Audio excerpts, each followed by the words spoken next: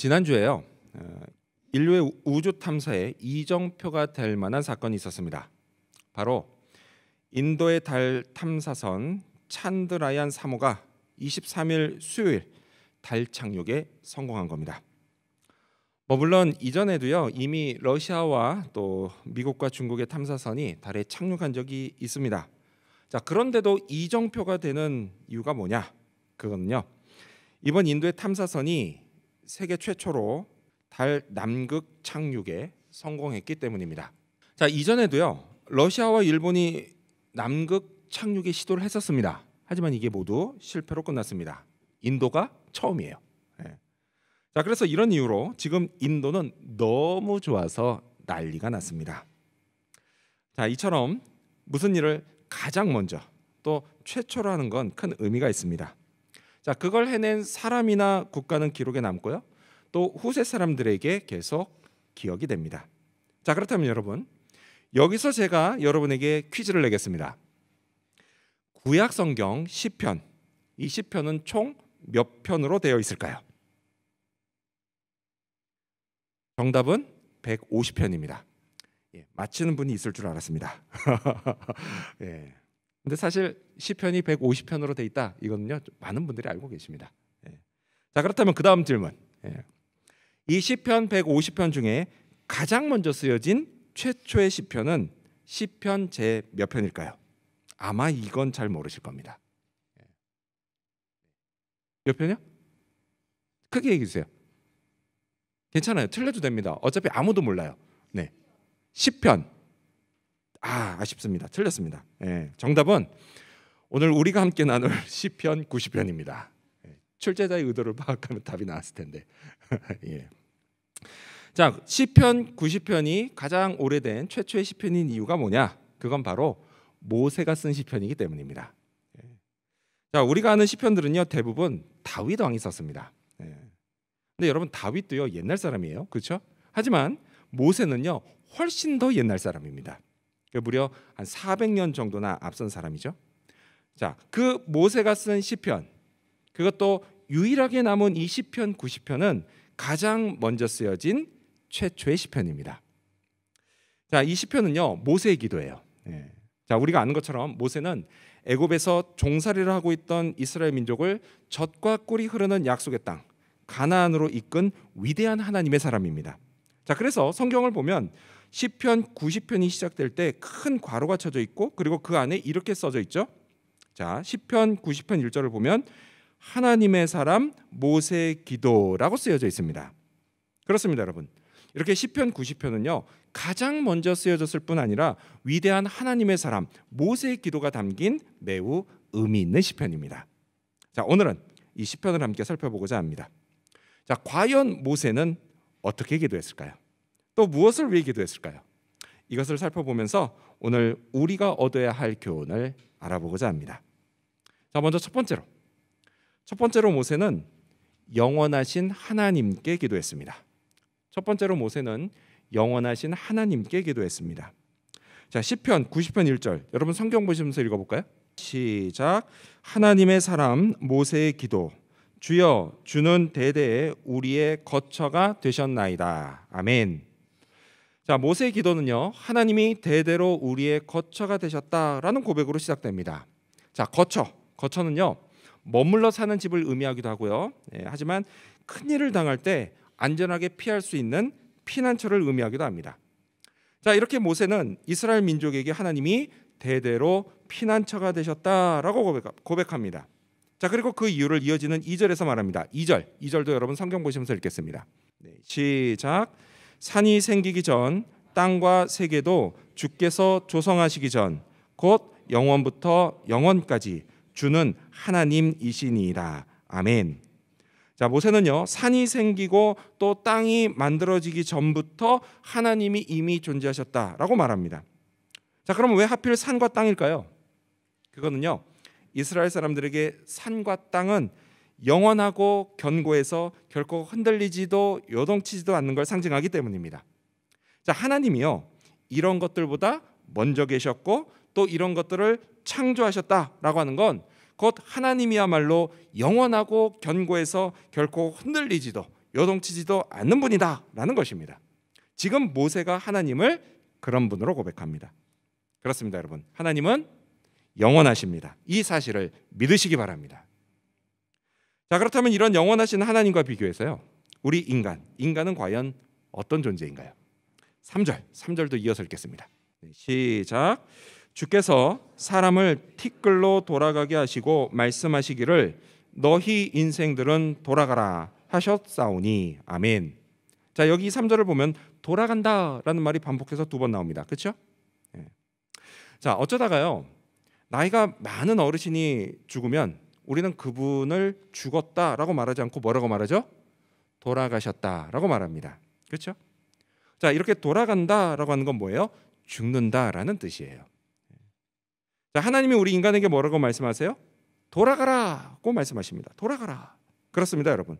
여러분, 우리는요, 하나님이 돌아가라고 하면 돌아가는 존재입니다. 죽는 존재예요. 이 땅에서 우리는 결코 영원하지 않습니다. 여러분, 태어난 사람은요, 누구나 예외 없이 다 죽습니다. 다 죽어요. 그럼 우리가 언제 죽죠? 언제 죽어요? 그건 생명의 주관자이신, 주권자이신 하나님이 정해 놓으신 때에 죽습니다. 그때는요, 내가 내 마음대로 정하는 게 아니에요. 누가 언제 돌아갈지는요, 우리는 아무도 모릅니다. 그래서 이런 말도 있잖아요. 태어나는 순서는 있어도 죽는 건 순서가 없다라는 말이 있습니다. 그렇습니다, 여러분. 우리는요, 내가 언제 돌아갈지 모릅니다. 그래서 모세는 우리네 인생을 이것에 비유합니다. 시편 90편 5절과 6절은 스크린 보시면서 읽어볼까요? 스크린 보시면서 시작. 아침에 돋는 풀 같으니이다. 풀은 아침에 꽃이 피어 자라다가 저녁에는 시들어 마르나이다. 아멘. 우리 인생을 뭐라고 하죠? 아침에 꽃이 피어 자라는 풀과 같다라고 말합니다. 여러분, 한번 상상해 보세요. 활짝 핀 꽃은 참 예쁩니다. 아름다워요. 그렇죠? 우리네 청춘이 그렇습니다. 제가 청년들을 보면요, 푸릇푸릇한 풀과 같고요, 또 활짝 핀 꽃과 같다는 생각이 듭니다. 청년들을 봐도 그런 생각이 드니 좀 더 어린 우리 청소년들을 보면요, 이건 뭐 말할 것도 없죠. 그냥 생기가 확 솟아납니다. 저는요, 그게 얼마나 부러운지 모릅니다. 분명 저한테도요, 그런 시절이 있었을 텐데 말이죠. 지난주에요, 제가 헤어컷을 했습니다. 오늘 교회 왔는데 아무도 몰라보시더라고요. 헤어컷을 했는데요, 그 미용실 거울에 비친 제 얼굴을 봤어요. 그 헤어컷을 평생 정기적으로 해왔으니까요, 제 얼굴도요 정기적으로 봐왔는데요, 고등학생 때 본 제 얼굴이 아직도 생각나는데 그 얼굴은 어디로 가고 중년에 살찐 아저씨가 앉아 있더라고요. 세월의 무상함을 미용실에서 느낍니다. 그래서 미용실만 가면 왠지 숙연해져요. 자, 활짝 핀 아름다운 꽃, 영원히 그럴 것 같지만요, 곧 때가 되고 이내 시들어 말라버립니다. 그리고 흔적도 없이 사라지죠. 마찬가지로요, 청소년의 때가요, 또 청년의 때가요, 또 건강하고 몸에 힘이 있을 때가요, 그때 그 순간에는 영원할 것 같지만 그렇지가 않습니다. 다 한때예요. 한때예요. 한참 잘 나갈 때도요, 이게 계속 잘 나갈 것 같지만요, 어느 한순간 시들어버리고 말라 없어져 버립니다. 여러분, 그게요, 우리 인간의 존재입니다. 그리고 또 어떤 사람은요, 예고도 없이 어느 날 갑자기 죽어 인생이 끝나는 사람도 있습니다. 그냥 한순간 이 땅에서 존재가 사라져요. 어제까지요, 하하호호 웃으면서 나와 함께 잘 살았는데 오늘부터 존재하지 않는 사람이 됩니다. 지난달에요, 있었던 일이에요. 지난달에 한국에 비가 많이 왔잖아요. 제 후배 남편이 교통사고로 갑자기 죽었습니다. 너무 안타까웠어요. 뉴스에도 나왔거든요. 이름은 안 났지만 제 후배 남편이었어요. 충주에. 더욱이 그 남편은요, 어느 교회 담임 목사님이었습니다. 길을 가다가 횡단보도를 제대로 건너는데 그 차가 못 보고 그대로 받아버렸어요. 그렇게 해서 그 교회 담임 목사님이 갑자기 돌아가셨습니다. 그 교회 성도님들 심정이 어떨까요? 정말 이런 소식 들으면요, 인생 무상이라는 말이 떠오릅니다. 여러분, 이 땅에서 사람 일은 아무도 모릅니다. 아무도 몰라요. 뉴스를 보면요, 가끔 어떤 사람의 죽기 직전 모습을 볼 때가 있어요. 볼 때마다 저는 이런 생각이 들어요. 어제 저 사람은 자기가 내일 죽을지 알고 있었을까? 그 목사님, 돌아가신 목사님의 설교를 유튜브에서 찾아봤는데요. 돌아가시기 3일 전에 업로드된 설교였습니다. 사도행전을 본문으로 설교하셨어요. 근데 그 설교를 저도 보면서 목사님은 설교하실 때 3일 후 자기가 죽을 걸 알고 있었을까? 이런 생각이 들더라고요. 당연히 몰랐을 겁니다. 몰랐을 거예요. 그래서 마음이 숙연해져요. 저도 하나님이요, 제게 정하신 그때가 언제인지 모르기 때문이에요. 엊그제 뉴스에는요, 한때 러시아의 용병회사 회장으로 엄청 잘 나갔고요, 또 2달 전에는 푸틴에게 반기를 들어서 크렘린궁 코앞까지 쳐들어갔던 프리고진, 이 프리고진이 비행기 추락 사고로 죽었다라는 뉴스가 있었습니다. 근데 그의 죽음을 두고요, 미국 대통령 바이든이 이런 말을 했습니다. 하나도 놀랍지 않다. 저는요, 바이든이 한 이 말이요, 마치 제게 하는 말처럼 들렸습니다. 하나도 놀랍지 않다.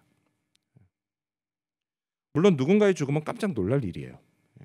저는요, 제가 아는 사람이 죽을 때마다 깜짝 놀랄 겁니다. 제가 죽어도 깜짝 놀랄 거예요. 하지만 여러분, 사실 인간이 죽는 건요, 너무도 당연한 일입니다. 우리는 모두 내가 아침에 피었다가 저녁에 지는 풀의 꽃과 같다는 사실을 잊지 말아야 합니다. 여러분, 이 땅에서 우리는 잠깐입니다. 결코 영원하지 않습니다. 따라서요, 우리가 열심히는 살아야 하지만 그렇다고 해서 이 땅의 것을 붙잡으려고 발버둥 치지는 않기를 바랍니다. 하나님은 기뻐하지 않으시는데 오직 나만 기뻐하는, 이 땅의 것들을 다 가지려고 욕심 부리며 살지도 않기를 바랍니다. 내가 이 땅에서 영원하지 않은 것처럼요, 이 땅에 속한 것도 결코 영원하지 않습니다. 내가 큰일을 당할 때요, 그게 나를 지켜주지도 않습니다. 내 미래를 책임져 주지도 않습니다. 내가 거할 처소도 아닙니다. 집이 아니에요. 피난처가 아닙니다. 여기 호주 집값이요, 날이 갈수록 너무 오르니까 사람들이 미래를 대비해야 한다고, 내가 머물 곳이 있어야 한다고 그냥 있는 힘을 다해서 집을 사려고 합니다. 예, 괜찮습니다. 괜찮아요, 여러분. 사십시오. 여러분, 그거요, 하나님이 싫어하시는 일 아니에요. 괜찮습니다. 하지만 여러분, 이걸 꼭 기억하시기 바랍니다. 결코 영원하지 않고요, 또 완벽한 처소와 피난처가 아닌 집, 그 집도 그렇게 열심히 붙잡으려고 한다면 하물며 영원하고 또 완벽한 처소와 피난처가 되시는 하나님, 이 땅에서 너무도 쉽게 흔들리고 요동치는 나 자신을, 그리고 내 미래를 영원히 책임져 주시는 하나님은 더더욱 붙잡으려고 해야 하지 않겠습니까? 그렇습니다, 여러분. 하나님을 붙잡으십시오. 그러면 안전합니다. 영원한 것을 붙잡으십시오. 그러면 우리도 영원합니다. 여러분, 이 사실을 믿으시기 바랍니다. 이러한 믿음으로 모세처럼 영원하신 하나님을 붙잡고 기도하는 저와 여러분이 되시기를 축원합니다. 모세는 무엇을 위해 기도했을까요? 두 번째로 모세는 지혜로운 마음을 구했습니다. 두 번째로 모세는 지혜로운 마음을 구했습니다. 자, 모세의 기도는 쭉 이어집니다. 그러다 10절에서 이런 고백을 하죠. 우리 10절, 여러분 성경 보시면서 읽어볼까요? 10절입니다. 시작. 우리의 연수가 70이요 강건하면 80이라도 그 연수의 자랑은 수고와 슬픔뿐이요 신속히 가니 우리가 날아가나이다. 아멘. 자, 여기서 연수, 이게 뭐냐? 인간의 수명을 말합니다. 라이프 스팬이에요. 자, 모세는요, 인간의 수명을 7, 80으로 말합니다. 물론 요즘은 100세 시대라서요, 90세, 100세까지도 살아요. 하지만 어쨌든 인간의 수명은 대략 이 정도입니다. 자, 여러분, 물론 여기서 중요한 게 뭐예요? 7, 80이 맞냐 틀리냐, 이게 중요한 게 아닙니다. 이게 중요한 게 아니고, 여기서 중요한 건 인간이 그 연수를 사는 동안 자랑할 게 수고와 슬픔뿐이다 라는 겁니다. 이게 중요한 겁니다. 여러분, 이거는요, 인생 전반에 걸쳐서 수고하고 슬퍼할 일이 참 많다라는 뜻이에요. 자, 여기서 수고 이거는요, 히브리어로 아말이란 단어인데요, 이거는 그냥 좀 수고하는 이런 정도가 아니라 뭐냐, 진절이 날 정도로 수고한다 이런 뜻입니다. 진절이 날 정도로. 즉 뭐예요? 고생한다 이런 뜻이에요. 고생. 여러분, 이렇게 우리 인간의 인생은요, 고생과 슬픔이 가득합니다. 그래서 오죽하면 자랑할 게 그것뿐이다 라고까지 말할 정도가 아니겠습니까? 자, 그렇다면요, 우리 인생에 고생과 슬픔이 많은 까닭이 뭘까요? 많은 이유들이 있습니다. 하지만 다른 이유들도 있지만 오늘 이 시편 90편은 그게 우리의 죄 때문이다 라는 말씀을 합니다. 자, 바로 앞절인 8절과 9절입니다. 우리 성경 보시면서 읽어볼까요? 8절과 9절 시작. 주께서 우리의 죄악을 주의 앞에 놓으시며 우리의 은밀한 죄를 주의 얼굴빛 가운데 두셨사오니 우리의 모든 날이 주의 분노 중에 지나가며 우리의 평생이 순식간에 다하였나이다. 아멘. 그렇죠? 이 말씀대로요, 우리의 죄악이 항상 하나님 앞에 있습니다. 여러분, 인간은요 죄성 때문에 하루도 빠짐없이 죄를 짓습니다. 여러분, 우리 중에요 죄 짓지 않고 사는 사람이 있어요? 없습니다. 다만 이게 겉으로 잘 드러나지만 않을 뿐이에요. 드러나지만 않을 뿐이지 우리는 끊임없이 마음과 생각으로 죄를 짓고 또 말과 행동으로 죄를 짓습니다. 참, 죄가 뭐냐고요? 죄요? 여러분, 죄는요 다른 게 아니에요. 하나님의 뜻에서 빗나가는 게 죄입니다. 그게 죄예요. 하나님이 하지 말라고 하는 걸 하는 게 죄고요, 반대로 하라는 걸 하지 않는 것도 죄입니다. 여러분, 죄가 뭔지 아시겠어요? 근데 표정을 보니까 아직도 죄가 뭔지 잘 모르겠다라는 분들이 계세요. 자, 그런 분들은요 여전히 내가 죄가 뭔지 잘 모르겠다라고 하면은 그때는 10계명을 보면 됩니다. 10계명. 여러분, 10계명 중에서요 단 한 개만 어겨도 그게 죄입니다. 그리고 이 계명들을요 꼭 말과 행동으로만이 아니라 마음과 생각으로 어겨도 그것도 죄입니다. 죄예요. 자, 우리가 조금 전에 읽은 이 8절 말씀처럼요, 하나님은 이렇게 지은 우리의 죄악을 다 하나님 앞에 놓고 보십니다. 앞에다 놓고 보세요. 그리고 은밀하게 지은 죄도 마찬가지입니다. 다 앞에 놓고 보십니다. 그러니까 여러분 꼭 명심하십시오. 들키지만 않으면 된다는 생각은 버리십시오. 여러분, 들키지 않아도 죄는 죄입니다. 교회에서 하는 농담 중에요 11계명을 지켜라 라는 말이 있습니다. 한번 이야기했던 것 같은데요. 여러분, 11계명이 뭔지 아세요? 바로 들키지 말라입니다. 들키지 말라. 물론 농담이에요. 농담입니다. 그런 거 없어요. 성경 찾지 마세요. 근데 여러분, 이게 농담일 수밖에 없는 게요, 지금 하는 이 모세의 고백처럼 하나님은요 우리의 은밀한 죄도 다 보고 계십니다. 심지어 얼굴빛으로 환하게 비추며 더욱 확실하게 보십니다. 그리고 진노하시고 그 결과 우리는 징계를 받습니다. 9절 말씀처럼요, 이 때문에 우리의 모든 날이 하나님의 분노 중에 지나가고 그래서 우리의 인생에는 수고와 슬픔이 참 많은 것입니다. 또 다시 10절 한번 볼까요? 10절. 10절을 보면 우리의 연수가 70이요 강건하면 80이라도 그 연수의 자랑은 수고와 슬픔뿐이요 신속히 가니 우리가 날아가나이다 라고 합니다. 이 말씀처럼요, 우리 인생의 연수가 이게 수고와 슬픔뿐인 것도 속상한 일인데 더욱이 뭐라고 하죠? 날아가는 것처럼 신속히 아주 빨리 지나간다라고 하니 여러분, 이건 더더욱 속상한 일이 아니겠습니까? 태어난 게 엊그제요. 태어난 게 엊그제 같은데 벌써 죽을 때가 됐다라는 이야기예요. 앞서도 말씀드린 것처럼요, 거울에 비친 제 얼굴이 고등학생인 게 엊그제 같은데 벌써 중년 아저씨가 돼버렸습니다. 또 우리 교회 젊은 남녀들은요 한참 연애하던 게 엊그제 같은데 누구는 벌써 애아빠, 애엄마가 됐습니다. 또 아이들을 보면요, 태어나서 교회 처음 온 게 엊그제 같은데 벌써 학교들을 다니고 있습니다. 이런 거 보면요 시간이 참 빨리 갑니다. 인생의 속도가 진짜 날아가는 것 같이 빠릅니다. 여러분 공감하시죠? 예, 공감하실 겁니다. 자, 이렇게 시간이 빨리 가요. 세월도 빨리 흐릅니다. 그러면요 그만큼 우리는 인생에서 후회할 일이 많아집니다. 한국에서요, 한국의 나이 40대부터 70대까지 성인 남녀에게 당신 인생에서 가장 후회되는 게 뭡니까? 라고 물었더니 40대부터 70대까지 나이를 불문하고 가장 많은 사람들이 응답한 답이 뭔지 아세요? 공부 좀 열심히 할 걸 이라고 합니다. 공부 좀 열심히 할 걸. 또 이런 답도 있었다고 해요. 그때 그 직장 때려치지 말 걸. 많이들 공감하시네요. 네.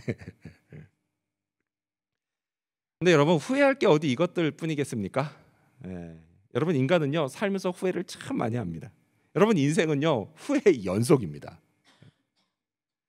튀르키의 시인 나짐 히크메트가 쓴 신과의 인터뷰라는 글에 나오는 내용이에요. 자, 그가 신에게 이런 질문을 합니다. 사람들을 보실 때 어떤 게 가장 신기하세요? 그러자 신이 이렇게 답을 하죠. 어린 시절을 지루해하는 것, 서둘러 자라길 바라고 다시 어린 시절로 돌아가길 갈망하는 것, 또 돈을 벌기 위해 건강을 잃어버리는 것, 그러고는 건강을 되찾기 위해 돈을 잃어버리는 것, 또 미래를 염려하다가 현재를 놓쳐버리는 것, 결국 미래에도 현재에도 살지 못하는 것, 끝으로요, 결코 죽지 않을 것처럼 살더니 결국 살았던 적이 없는 것처럼 죽는 것. 여러분, 이게 우리에게 시사하는 바가 큽니다. 인생은요, 죄 가운데 수고와 슬픔이 가득하고 후회도 참 많습니다. 많아요. 자, 그렇다면 여러분, 한 번뿐인 이 땅에서의 삶을요, 우리 인생을 보다 나은 삶과 인생으로 만들기 위해서 우리는 과연 어떻게 해야 할까요? 자, 계속해서 모세의 기도는 이렇게 이어집니다. 12절, 여러분 성경 보시면서 읽겠습니다. 12절 시작. 우리에게 우리날 계수함을 가르치사 지혜로운 마음을 얻게 하소서. 아멘. 모세는 먼저 우리에게 우리날을 세는 법을 가르쳐달라고 기도합니다. 설마 모세가 우리가 우리 나이를 셀 줄 몰라서 그걸 가르쳐달라고 했겠습니까? 그럴 리 없죠. 자, 모세가 구한 건 뭐냐? 우리 인생의 끝이 있고 그래서 때가 되면 반드시 죽는다는 사실을 우리가 깨닫고 잊지 않게 해달라고 한 겁니다. 또한요, 우리의 존재가 얼마나 연약하고 그래서 하나님이 없이는 한순간도 살 수 없는 존재라는 사실을 깨닫고 잊지 않게 해달라고 한 겁니다. 그래야만 우리는 잠시 잠깐 머물다 갈 이 땅이 아니라 영원한 나라 천국을 소망하며 이 땅에서의 삶을 그곳을 준비하는 의미 있고 가치 있는 인생으로 살아갈 수가 있습니다. 그리고 또한 모세는요, 지혜로운 마음을 얻게 해달라고 기도합니다. 여러분, 이 지혜는요, 하나님을 아는 지혜입니다. 내 생명의 주관자이신 하나님, 그 하나님이 내게 기대하시는 게 무엇인지를 아는 지혜예요. 또 하나님이 기뻐하시는 삶이 무엇인지 그걸 아는 지혜입니다. 그리고 하나님의 마음을 아는 지혜예요. 이런 지혜로운 마음을 얻게 해달라고 모세가 간구합니다. 그렇습니다, 여러분. 우리도요, 하나님께 이런 것들을 구해야 합니다. 장년과 청년은 물론이고요, 어린 학생들도 구해야 됩니다. 여러분, 이런 거는요, 일찍 구하면 일찍 구할수록 좋습니다. 내 인생의 날 계수함을 가르쳐달라고, 그래서 하나님과 동행하며 이 땅의 삶을 가치 있는 인생으로 만들어가게 해달라고 기도하시기 바랍니다. 또 내게 지혜로운 마음을 주셔서 이 땅에서의 내 삶이 하나님의 영광을 위한 삶이 되게 해달라고 기도하시기 바랍니다. 여러분, 이런 우리의 기도를 하나님이 들으십니다. 주님이 응답하십니다. 그리고 성령을 통해서 우리를 가르쳐 주시고 우리를 인도해 주십니다. 그리고 이를 통해 우리가 보다 나은 삶을 살아가게 하시고 그리고 이 땅의 삶을 참되고 가치 있는 인생으로 만들어가게 하십니다. 이 사실을 믿으시기 바랍니다. 이러한 믿음으로 수고와 슬픔 그리고 후회로 가득한 인생이 아니라 하나님의 은혜와 축복으로 가득한 인생을 살아가는 저와 여러분이 되시기를 축원합니다. 모세는 무엇을 위해 기도했을까요? 마지막 세 번째로 모세는 하나님의 인자하심을 구했습니다. 마지막 세 번째로 모세는 하나님의 인자하심을 구했습니다. 자, 모세의 기도는 이제 마지막을 향해 갑니다. 13절, 여러분 성경 보시면서 읽겠습니다. 13절 시작. 여호와여 돌아오소서. 언제까지니이까 주의 종들을 불쌍히 여기소서. 아멘. 자, 모세는 하나님께 주의 종들을 불쌍히 여겨달라고 기도합니다. 근데 흥미로운 건요, 지금 모세가 이스라엘 민족을 뭐라고 부르죠? 주의 종들이라고 부릅니다. 주의 종들. 여러분, 모세는요, 이스라엘 백성과 하나님의 관계를 종과 주인의 관계로 말합니다. 자, 여러분, 이때 당시는요, 종은 어떻게 해야 되냐? 주인의 뜻에 절대 복종해야 했습니다. 그리고 동시에 주인은 종의 생계와 안전을 보장해야 했습니다. 자, 그래서 모세의 기도는 이 두 가지 의미를 모두 담고 있는 거예요. 하나님을 향한 우리의 복종을 다짐하면서 동시에 하나님께 우리를 좀 돌봐달라고 간구하는 것입니다. 불쌍히 여겨 주십시오라는 말이 이걸 더욱 강조하는 거예요. 불쌍히 여겨 주십시오. 우리를 좀 돌봐 주십시오. 근데 여러분, 우리도 그래야 합니다. 기도하면 하나님께 복종해야 돼요. 주인이신 하나님의 뜻에 내 뜻을 맞춰야 합니다. 순종해야 합니다. 그리고 동시에 기도하며 하나님께 돌보심을 구해야 합니다. 오늘 이래저래 힘들고 어렵게 살아가는 나를 불쌍히 여겨달라고 기도해야 합니다. 그러면요, 나를 도우시는 하나님의 손길을 만나게 됩니다. 내게 베풀어지는 은혜를 경험하게 됩니다. 나의 주 하나님의 살아계심, 그리고 나를 위한 그분의 놀라운 역사를 경험하게 됩니다. 이 사실을 믿고 기도하시기 바랍니다. 계속해서 모세의 기도는 이렇게 이어집니다. 14절, 여러분 성경 보시면서 읽겠습니다. 시작. 아침에 주의 인자심이 우리를 만족하게 하사 우리를 일생 동안 즐겁고 기쁘게 하소서. 아멘. 자, 모세가요, 우리를 일평생 즐겁고 기쁘게 해달라고 하는데요, 그것이 언제 어떻게 시작되게 해달라고 기도하죠? 언제 어떻게 시작하게 해달라고 기도해요? 아침에 주의 인자심이 우리를 만족하게 해서 해달라고 기도합니다. 아침에 주의 인자심이 우리를 만족하게 해서 해달라고 기도를 해요. 그럼 여러분, 왜 하필 아침일까요? 여러분, 우리가 성경을 보면 하나님의 구원이나 돌보심 같은 매우 중요한 일이요, 종종 아침에 시작되고 이루어지는 걸 볼 수가 있습니다. 예를 들어 출애굽 당시에 그랬잖아요. 출애굽 당시에 하나님이 갈라진 홍해 바다를 다시 합쳐서 애굽의 군대를 몰살시킬 때도 그랬고요. 또 모세가 죽습니다. 모세가 죽은 후에 여호수아가 백성들 다 이제 이끌고 요단강을 건너 가나안 땅의 진격을 시작할 때도 그랬고요.